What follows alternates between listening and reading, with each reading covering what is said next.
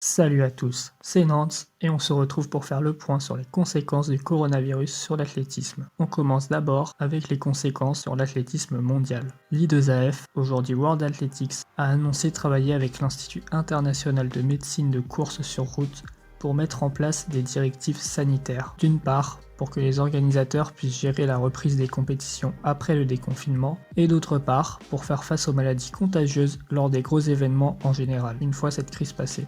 Comme vous devez le savoir, de nombreuses compétitions se sont vues être reportées. Cela a d'abord commencé avec le report des championnats du monde en salle qui devaient se tenir en Chine du 13 au 15 mars, puis par la suite, les Jeux Olympiques de Tokyo se sont également vus être reportés à 2021. En somme, toutes les compétitions internationales qui devaient avoir lieu en mars et avril sont soit annulées, soit reportées. Cela comprend des meetings, mais aussi des marathons comme Londres ou Boston. De même, les compétitions entre mai et août sont annulées ou reportées au compte-gouttes.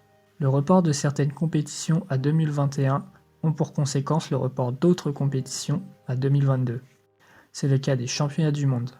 Dans un premier temps prévu du 6 au 15 août 2021, cette date est désormais caduque suite au report des Jeux Olympiques. Les mondiaux sont ainsi repoussés du 15 au 24 juillet 2022 à Eugene aux États-Unis. Les athlètes pourront alors poursuivre avec les Jeux du Commonwealth à Birmingham, puis avec les championnats d'Europe à Munich.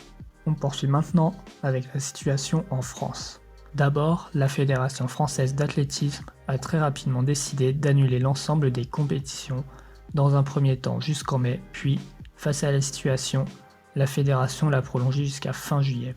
Cela signifie donc que la saison estivale sera blanche cette année pour un certain nombre de licenciés. Cependant, la FFA réfléchit à un calendrier permettant d'organiser la saison estivale sur les mois d'août et septembre. Dans cette même logique, la FFA a annoncé que les licences compétition seront valables jusqu'au 31 octobre 2020, soit une licence valable 2 mois de plus qu'à la normale.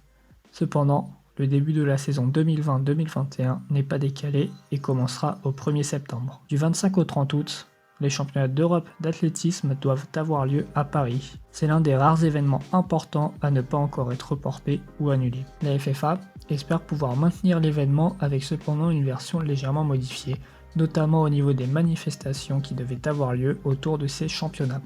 En toute évidence, ces nombreuses modifications vont avoir des conséquences économiques importantes, sans en connaître actuellement l'ampleur. C'est pour cela que la fédération a décidé de mettre en place un fonds de solidarité pour aider les clubs en difficulté afin d'éviter qu'ils ne disparaissent.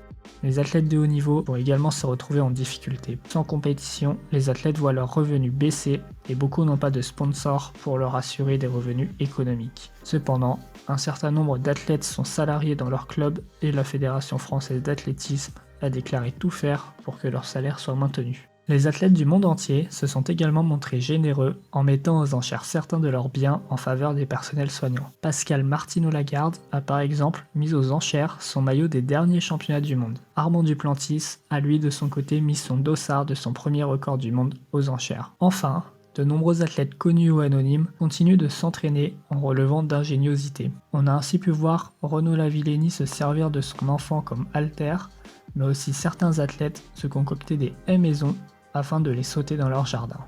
Voilà, c'est la fin de la vidéo. Si vous l'avez aimé, n'hésitez pas à liker la vidéo et à vous abonner pour ne pas rater mes prochaines vidéos.